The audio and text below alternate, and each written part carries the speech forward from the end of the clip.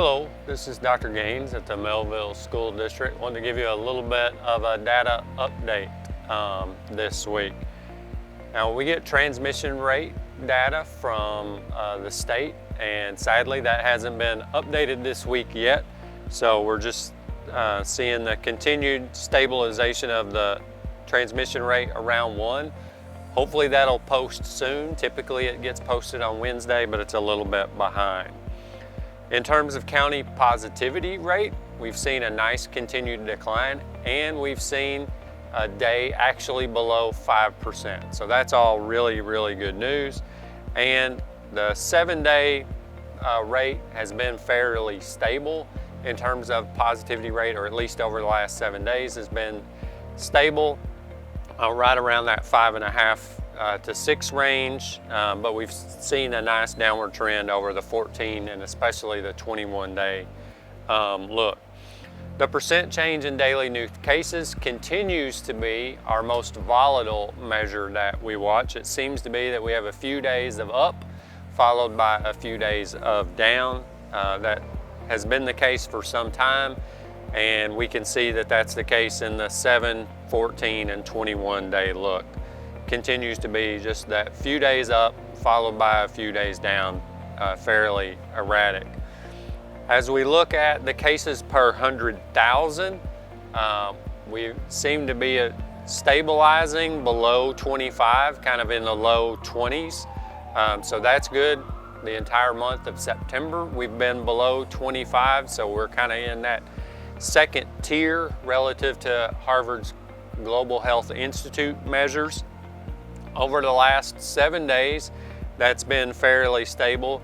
We have seen a tick up over the last 14 days, but we remain kind of in that low 20 range, which is better than we were a few weeks ago.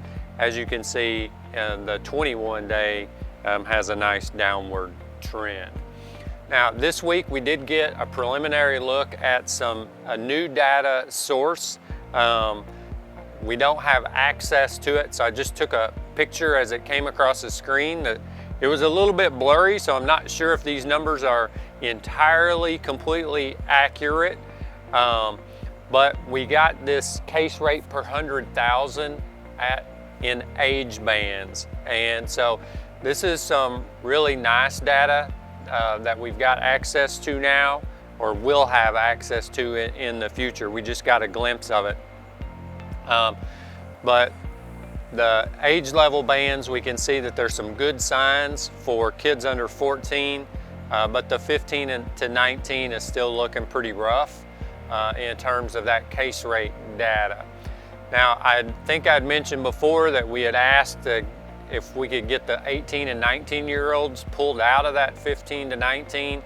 But since the 15 to 19 is a census age band, it doesn't look like that's going to be able to happen for us. The plan moving forward, no changes to the plan that we announced last week. We want to get a better look at that age band data. Hopefully we'll have access to that in the coming week to take a look at that. So we were concerned with a potential Labor Day bump. The data hasn't shown that so far, so that's a good sign, but we do want to wait a little bit longer before we make a decision to make any changes. So our plan that we announced last week continues to be in place. We'll transition pre-K2 to our blended model on Tuesday, September 22nd. So Monday will be connected. Tuesday we'll have A through K. Wednesday we'll have L through Z, and pre-K through 2 will be in our blended model. For now, 3 through 12 is going to remain in that connected model. We continue to watch the data each and every week, and we'll continue to provide these data updates. So I do want to mention at a board meeting last night, the board approved spending some money on a pilot program to put some ionizers in each of our buildings to improve air quality and as a safety measure around COVID-19 as well. It's going to take us a while to get those installed, but hopefully we'll have those in the next 4 to 5 weeks. So as we wrap up, just want to remind everybody to be sure to wear their masks, be sure to social distance, avoid large gatherings, and limit physical contact with others. Thank you guys for taking the time to watch. I hope you have a great weekend.